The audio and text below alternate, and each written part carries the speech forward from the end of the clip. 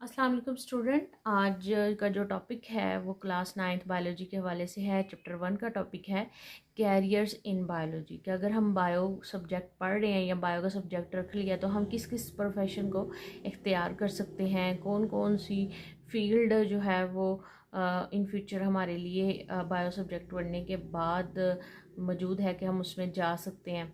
ठीक है। वैसे तो बहुत सारी फील्ड हैं, लेकिन जो आपकी 9th क्लास की बुक में बताई गई हैं वो टोटल 8 हैं। और इसको बारी बारी पढ़ते हैं कि कौन कौन सी हैं और इसमें क्या क्या है। और ये शॉर्ट क्वेश्चन के तौर पर भी इम्पोर्टेंट है और लॉन्ग क्वेश्चन के तौर पर भी आया जाता है और इसमें से एमसीक्यूज भी बन जाते हैं। साथ साथ मैं आपको गाइड करती जाऊँगी। सबसे जो पहला पॉइंट है वो है मेडिसिन या सर्जरी। ठीक है, मेडिसिन का शोबा इख्तियार कर सकते हैं या सर्जरी का शोबा इख्तियार कर सकते हैं। और मेडिसिन के शोबे में हम क्या करते हैं, डायग्नोस करते हैं, किसी भी बीमारी को का पता लगाते हैं कि कौन सी बीमारी है जी पेशेंट को, और फिर उसका ट्रीटमेंट किया जाता है। उसको डिफरेंट किस्म की मेडिसिन दे के और उस बीमारी को ख़त्म किया जाता है उस ट्रीटमेंट से। यहाँ ह्यूमन में भी हो सकता है, एनिमल्स में भी हो सकता है, प्लांट में भी हो सकता है। ठीक है। और अगर हम सर्जरी की बात करें तो सर्जरी में आपको पता है एक आर्ट होता है, उसमें हम बॉडी के जो पार्ट हैं उनको रिपेयर किया जाता है, उनको ठीक किया जाता है या रिप्लेस कर दिया जाता है या फिर रिमूव कर दिया जाता है बॉडी से। जैसे अगर जैसे एग्जांपल के तौर पर आपकी बुक में बताया गया है removal of stone through renal surgery. मतलब आपके किडनी में या स्टोन वगैरह हो गए हैं, जैसे गुर्दे में पथरी का हो जाना, तो वो किस तरीके से निकाल जाते। पहले मेडिसिन दी जाती है, अगर मेडिसिन से ट्रीटमेंट नहीं हो रहा फिर उसके बाद जो है वो डिफरेंट सर्जरी के ज़रिए उसको निकाल दिया जाता है, रिमूव कर दिया जाता है। ठीक है। तो इस सर्जरी में क्या होती है कि बॉडी पार्ट्स को रिपेयर्स किया जाता है, रिप्लेस कर दिया जाता है। रिप्लेस में जैसे ट्रांसप्लांटेशन ऑफ लीवर और किडनी, जब मुकम्मल तौर पर किडनी ख़त्म हो जाए तो आपको पता है किसी दूसरी की भी लग जाती होती है। तो इस तरह से काम जो है वो किस में हो रहा होता है, सर्जरी में हो रहा होता है। तो ये एमसीक्यूज़ के तौर पर भी पूछा जाता है कि रिमूवल ऑफ स्टोन किसके ज़रिए किया जाता है, रीनल सर्जरी के ज़रिए किया जाता है। ठीक है, ये आपने याद रखना है। इसके अलावा जो सेकंड पॉइंट है वो है फ़िशरीज़। फ़िशरीज़ को कौन सा प्रोफेशन है जी, क्या क्या करते हैं हम इसमें। फ़िश की प्रोडक्शन, फ़िश की पैदावार बढ़ाने का काम करते हैं यहाँ पे। उसकी स्टडी करने के बाद फिर enhancing the quality and quantity, उसकी क्वालिटी को बढ़ाया जाता है और क्वांटिटी को भी, मकदार को भी बढ़ाया जाता है। ठीक है।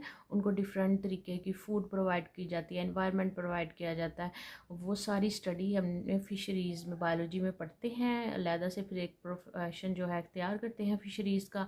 उसमें जस्ट हमने फ़िश की प्रोडक्शन का काम करना है कि जिसमें हमें बहुत ज़्यादा तादाद में अच्छी से अच्छी जो नस्ल है वो फ़िश की मिले, ताकि उसकी क्वालिटी जो है वो बेहतर हो, महंगे दामों वो बिके, या उसकी क्वांटिटी बहुत ज़्यादा की जाए ताकि ज़्यादा तादाद जो होगी वो फ़ायदा मंद होगी, ज़्यादा सेल होगी। इस तरीके से काम किया जाता है। एग्रीकल्चर में काम किया जाता है। एग्रीकल्चर में आपको पता है कि फूड क्रॉप्स पे काम ज़्यादा हो रहा होता है। मतलब जो हमारी खुराक है, जैसे हमारी गंदम, चावल, मकई, इस तरह से उनकी उनकी बेटरमेंट, उसकी बेहतरी के लिए काम किया जाता है एग्रीकल्चर में। ठीक है। फसलों में क्या चीज़ हम सॉइल को किस तरीके से ट्रीटमेंट दें, किस तरीके से टेम्परेचर प्रोवाइड करें कि उसकी हमें तादाद जो है वो खुराक की ज़्यादा मिले, ताकि ज़्यादा से ज़्यादा हमारे पास खुराक हो और वो हम उसकी ज़्यादा से ज़्यादा सेल हो। ठीक है। इस तरीके से ये भी शोबा अख्तियार कर सकते हैं। एनिमल्स की पैदावार ज़्यादा से ज़्यादा बढ़े। ठीक है। एनिमल से भी आपको पता है गोश्त और दूध वगैरह हासिल किया जाता है, तो उसकी जितनी पैदावार होगी ये चीज़ हमारे पास उतनी ज़्यादा आएंगी। तो एग्रीकल्चर का शोबा भी इख्तियार कर सकते हैं। इसके अलावा एनिमल हस्बेंड्री।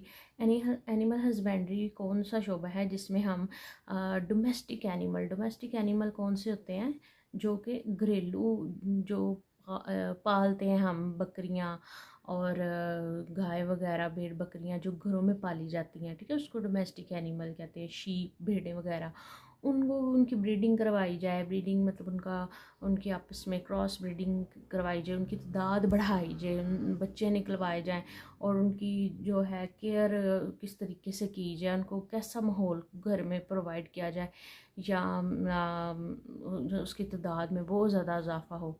ठीक है, कुछ लोग आपको पता है इस तरीके से जैसे ईद आती है या इस तरह कुछ लोग पसंद करते हैं कि घर का पला हुआ जो है वो जानवर मिले, तो बड़ी तादाद में इस तरीके से भेड़ बकरियां जो है वो लाई जाती हैं और वो महंगे दामों में बिकती हैं। तो इस तरीके से इस शोबे में को भी आप इख्तियार कर सकते हैं, इसको स्टडी कर सकते हैं, पढ़ सकते हैं कि इसमें क्या ऐसा काम करना चाहिए कि ये तादाद हमें बहुत ज़्यादा मिले। इसके अलावा हॉर्टिकल्चर कैसा है, ये एक आर्ट ऑफ गार्डनिंग है कि जो गार्डनिंग का बागबानी का शोबा है जिसमें बहुत ज़्यादा वैरायटी हमें मिले किस ऑर्नामेंटल प्लांट की। ऑर्नामेंटल प्लांट कौन से होते हैं जो सजावट के तौर पर काम आते हैं, आपको पता है बहुत ज़्यादा ये भी महंगे दामों बिकते हैं। इसकी क्वालिटी को पढ़ा जाता है, किस तरीके से बढ़ाई जाए, कैसे कैसे हम जो है वो क्वालिटी बढ़ा सकते हैं इस तरह के पौधों की। फ्रूट प्लांट किस तरह से बढ़ा सकते हैं जो कि गार्डनिंग में खूबसूरत लगें, जो लगे हुए और ख़राब ना हों। इस तरह के शोबे को पढ़ने के लिए भी हॉर्टिकल्चर का जो है वो शोबा इख्तियार कर सकते हैं। फिर फार्मिंग का शोबा जो है वो ये मोस्ट इम्पोर्टेंट जो है वो शॉर्ट क्वेश्चन के तौर पर यहाँ पे फार्मिंग के शोबे को पूछा जाता है। तो इसमें मुख्तलिफ़ किस्म के जो फार्म हैं, जैसे एनिमल फार्म है जिसमें बहुत सारी तादाद में एनिमल्स को जो रखा जाता है, उनको ब्रीड करवाया जाता है, आपस में उनका क्रॉस होता है, हम पैदावार करवाई जाती है उनके बच्चों की। फिर उससे बहुत सारे चीज़ें जैसे पोल्ट्री फार्म, मुर्गियों का जो फार्म है उसमें अंडे वगैरह बहुत ज़्यादा तादाद में हमें मिलते हैं। ठीक है, चिकन वगैरह जितना ज़्यादा होगा उतना ही ज़्यादा बेनिफिट होंगे, उतनी ही प्रॉफिट होगी और उनकी क्वालिटी भी उतनी ही अच्छी होगी।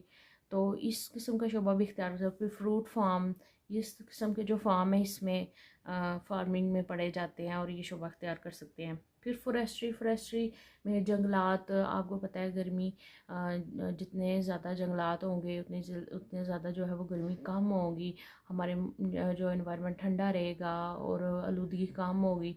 तो क्या किया जाता है इसमें कि आर्टिफिशियल, अगर आपके नेचुरल फॉरेस्ट कम है तो गवर्नमेंट को आप एज अ प्लानर उनको बता सकते हैं कि आप ये काम करें, उनको मशवरे दे सकते हैं, एडवाइस कर सकते हैं कि इस तरीके से हम जो है वो आर्टिफिशियल फॉरेस्ट किस तरीके से क्रिएट कर सकते हैं। ये एक बहुत बड़ा जो है एक प्रोफेशन है जिससे गवर्नमेंट को इसका बड़ा फ़ायदा होगा, हमारे इन्वायरमेंट को इसका बहुत बड़ा फ़ायदा होगा। तो ये भी एक शोबा इख्तियार कर सकते हैं। बायोटेक्नोलॉजी जो है ये भी मोस्ट इम्पोर्टेंट शार्ट क्वेश्चन के तौर पर पूछा जाता है। बायोटेक्नोलॉजी कैसा शोबा है, इसमें जो माइक्रो ऑर्गेनिज़म आपको पता है ऐसे ऑर्गेनिज़म जो आम आँख से नज़र नहीं आते, जैसे बैक्टीरिया, वायरसेस वगैरह। तो उन बैक्टीरिया जो हैं उनसे बहुत सारी जो हैं उनको लेबॉरेटरी से गुजारा जाता है, उनको डिफरेंट प्रोसेस से गुजारा जाता है और उनसे फ़ायदा हासिल किया जाता है। तो फ़ायदा जैसे अभी एक एग्जांपल के तौर पर बताया जाता है, बता देती हूँ कि बैक्टीरिया जो है वो भी एक माइक्रो ऑर्गेनिज़म है और उसको क्या उससे क्या ली जाती है, क्या बनाई जा रही है, इंसुलिन बनाई जा रही है। और इंसुलिन जो है वो क्या फ़ायदा दे रही है इंसान को, वो इंसान को फ़ायदा ये दे रही है जो शुगर के पेशेंट हैं उनमें क्या होता है कि इंसुलिन की कमी होना शुरू हो जाती है और जिनकी वजह से उनकी डेथ हो जाती है। इसलिए इंसुलिन उनको आर्टिफिशियल इंजेक्शन के ज़रिए जो लगाई जाती है ताकि उनके जिस्म में जो इंसुलिन है उसकी तादाद की कमी ना हो और वो ज़्यादा लॉन्ग टर्म सर्वाइव कर सके। तो इसलिए देखिए आप एक माइक्रो ऑर्गेनिज्म बैक्टीरिया से हम कितनी बड़ी मेडिसिन जो है वो निकाल रहे हैं। तो ये इंसानियत को फ़ायदा देने के लिए ये एक शोबा जो है वो रखा गया है और ये भी बहुत इम्पोर्टेंट है। तो इस तरह से और भी बहुत सारी फील्ड्स हैं लेकिन आपकी बुक में जस्ट इतनी बताई गई हैं। तो कैरियर इन बायोलॉजी पूछा जाता है, 5 नंबर का लॉन्ग क्वेश्चन आ जाता है, 4 नंबर का भी आ जाता है, बाज़ औक़ात ओनली 5 बता दे जी कैरियर्स इन बायोलॉजी ऐसे भी आ जाता है। बाज़ औक़ात वो सिर्फ नाम लेके पूछ देते हैं कि मेडिसिन में बता दें या एनिमल हस्बेंड्री में बता दें, फार्मिंग में बता दें या बायोटेक्नोलॉजी में बताएं या एग्रीकल्चर में बताएं। इस तरीके से नाम लेके भी वो पूछ लेते हैं। ठीक है, आपको इस टॉपिक की समझ आ गई होगी बेटा।